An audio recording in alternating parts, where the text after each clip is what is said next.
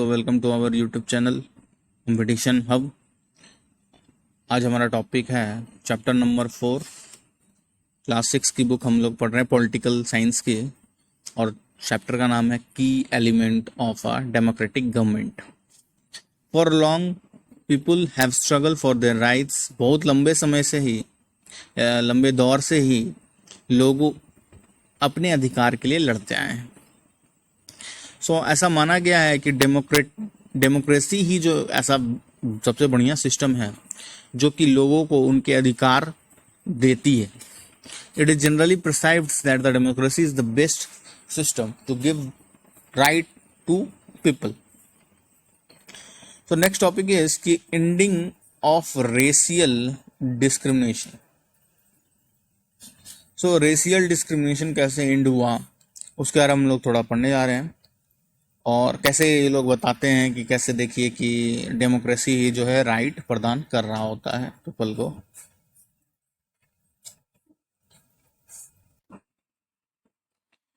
हाँ, तो हम लोग जो पढ़ रहे थे उसमें नेक्स्ट टॉपिक था ending of racial discrimination.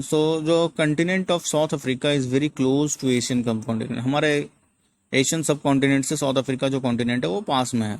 For over nearly 6 decades in later part of the 20th century, the country was news of for the practices of racial discrimination. लोग रंग भेद किया करते थे।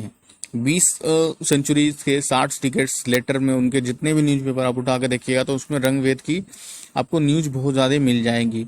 Majorities of South African people was of black. Majority of जो South African people था वो तो ब्लैक था, काले थे। Majority of South African people जो थे ब्लैक थे। White settlers who settles her here pursued a policy of ruthless suppressions towards the black majority. जो वाइट वहाँ सेटल हुए थे वो रूथलेस सप्रेस्ड कर रहे थे ब्लैक मेजोरिटी को एक माइनॉरिटी जो है सप्रेस्ड कर रही थी, तंग कर रही थी पूरी रूथलेस तरीके से। The discrimination was so apparent that everyone could see it. इतना ज़्यादा मतलब ट्रांसपेरेंसी था बोल सकते हैं, जिसमें कि कोई छुपा के नहीं वहाँ पे हो रहा था कि भाई कोई नहीं देख रहा तो थोड़ा सा डिस्क्रिमिनेशन कर लिए। नहीं, वहाँ पे जो डिस्क्रिमिनेशन हो रही थी इस स्तर तक, इस हद तक हो रही थी कि वो सबको दिख रहा था कि नहीं डिस्क्रिमिनेशन तो हो रही है। After several decades of endless struggle, the policies of racial discrimination towards the blacks come into an end in 1994 with the Nelson Mandela being sworn in as a black president. 1994 में ये जो है discrimination एक and पे आया जब Nelson Mandela जो है वहाँ के प्रेसिडेंट, ब्लैक प्रेसिडेंट घोषित हुए। तो ये कुछ रेशियल डिस्क्रिमिनेशन की कहानी हुई, लेकिन इससे जो एक एंडिंग, एक थॉट मिलता है कि जो हमारा जो डेमोक्रेसी है वो कैसे हमें राइट प्रदान कर रही होती है, राइट दे रही होती है, अधिकार दे रही होती है। यहाँ पे अधिकार हनन हुआ था ब्लैक लोगों का, काले लोगों का, और उसको देने वाली जो हुई वो डेमोक्रेसी उनको राइट प्रदान की। नेक्स्ट इसकी पार्टिसिपेशन क्या है। For a successful democracy, it is essential for people to participate in its government.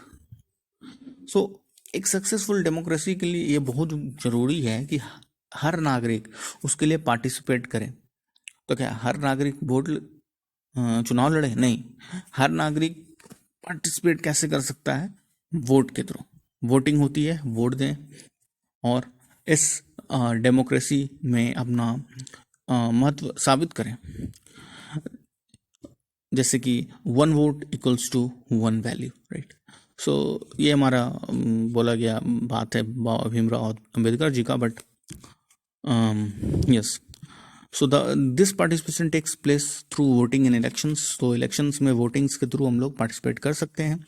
In India general elections are held after every 5 year to keep a check on government. हर एक 5 साल में दोबारा चुनाव होते हैं टू कीप अ चेक, एक check करते हुए कि गवर्नमेंट अच्छी काम की, नहीं काम करेगी तो हटा देंगे, करेगी तो फिर आएंगे। अदर वे ऑफ पार्टिसिपेशन, चलो ये तो वोटिंग करके हम लोग पार्टिसिपेट कर लिए। अब जो है अदर वे क्या है, जिससे हम पार्टिसिपेट कर सकते हैं। जैसे in addition to election there are several other way of participation such as methods dharnas, rallies, strikes, signatures, campaigns and other form of protest. तो आप लोग प्रोटेस्ट भी कर सकते हैं, आप लोग धरना प्रदर्शन कर सकते हैं, रैली निकाल सकते हैं, स्ट्राइक कर सकते हैं, राइट। और हम सिग्नेचर कैंपेनियां भी चला सकते हैं और प्रोटेस्ट कर सकते हैं in the form of protest. Protest हमारा एक तरह का समझ लीजिए राइट ही है, राइट। सो मास मीडिया भी पार्टिसिपेट कर रहा होता है। Mass media like TV, newspaper, magazines and other agencies और also plays a major role on highlighting public issues and modelling public opinion. So you can participate like this also by voting, by rallies, by dharnas, and mass medias are also participating, right, through their means, right. So need to resolve conflicts. Role of government, जो conflict होता है, जो टकराव होता है, role of government क्या है उस कन्फ्लिक्ट को दूर करने के लिए। In any country, problems may result in conflicts and leads to unpleasant. किसी भी देश में प्रॉब्लम हो सकता है, कन्फ्लिक्ट के रूप में पैदा हो सकता है और लोगों में हताशा, निराशा पैदा हो सकती है। So there may arise a situation when two peoples or two groups feel that they are not being treated fairly or are being discriminated on the ground of cultures, religions, economic background, caste, race, etc. It is the government responsibility to resolve this conflict. So जो टकराव हो रही है, मान लीजिए एक वर्ग को लगता है कि उसको जो है बेनिफिट्स नहीं मिला है और दूसरे वर्ग को बेनिफिट्स जो है मिल रहा है by any means of discrimination, किसी भी मीन्स ऑफ डिस्क्रिमिनेशन के थ्रू ये हो रहा है, तो दोनों के बीच क्या होगा, दो ग्रुप्स के बीच में संघर्ष होगा, दो ग्रुप्स के बीच कॉन्फ्लिक्ट आएगा और इस कॉन्फ्लिक्ट को जो रिसॉल्व करेगा, इस कॉन्फ्लिक्ट को जो सॉल्व करेगा वो जो होगा वो हमारा गवर्नमेंट होगा। सो कॉन्फ्लिक्टिंग को रिसॉल्व करने का काम भी किसका है, गवर्नमेंट का है। अब देखते हैं कॉन्फ्लिक्ट कैसे आएगा, देख लो। Rivers as a source of conflict. अब नदी भी एक कॉन्फ्लिक्ट का सोर्स हो सकता है, कैसे हो सकता है देखते हैं। The water flowing between two states or countries can lead to a conflict. For example, Tamil Nadu in India would get water only if Karnataka release it, and this leads to conflict.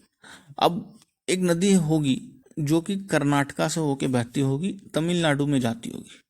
तो अब तमिलनाडु जब उसको release करेगा, तब sorry जब कर्नाटका उसको release करेगा तभी जो है तमिलनाडु वालों को पानी मिलेगा, and that leads to conflict. अब यहाँ पे टकराव होगा कि भाई ये क्या बात हुआ, जब मन तब पानी रोक देता है यार, ये तो बढ़िया बात नहीं है। सो ये कॉन्फ्लिक्ट होगा और ये कॉन्फ्लिक्ट जो दूर करने का काम कौन करेगा, हमारी गवर्नमेंट करेगी। It has leads to creation of tribunal to see sharing of rivers waters in this states.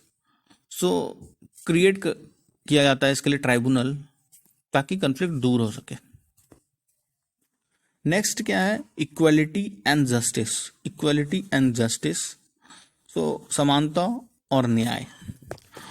One of the main responsibilities of democracy is giving impartial justice and equality to all. So main responsibility है कि आप समानता दे सकें, right and equality प्रदान करें और justice प्रदान करें। Equality and justice are two different sides, right, of the same coin. एक ही सिक्के के दो पहलू हैं। अगर आपको समानता मिलेगी तो आपको ऑटोमेटिकली जस्टिस मिल ही जाएगा। अगर आपको जस्टिस मिल रही है तो आपकी सिंपल सी बात है कि जस्टिस वहीं मिलेगा जहाँ पे लोग इक्वल होंगे। तो ये एक ही कॉइन के, एक ही सिक्के के दो पहलू हैं, are inseparable in the democracy, they go hand in hand. Doctor Ambedkar has waged a long struggle for getting rights to Dalits and untouchable. Doctor Ambedkar को भी बहुत संघर्ष करना पड़ा दलितों के लिए, छूतों के लिए राइट्स दिलवाने में उनके लिए बहुत संघर्ष करना पड़ा, लेकिन वो एट लास्ट अपने काम में कामयाब रहे और दलितों को वो राइट दिलवा पाए। Laws are made to abolish untouchability. So छुआछूत जो था उसको हटाने के लिए लॉज आए, कानून आए कि भाई कानून ये रहेगा और आपको ऐसे नहीं करना है। छुआछूत नहीं करना है, ठीक। Likewise the Hindu Marriage Act provides equal inheritance right to daughter in their father properties. अब क्या कहता है, बेटा ही जो है सारा वहाँ पे जो है इनहेरिट कर लेता था, सारा का सारा जो अ, धन और जो कलेक्शंस होते थे उनके पेरेंट्स के, वो सारा का सारा बेटा रखता था।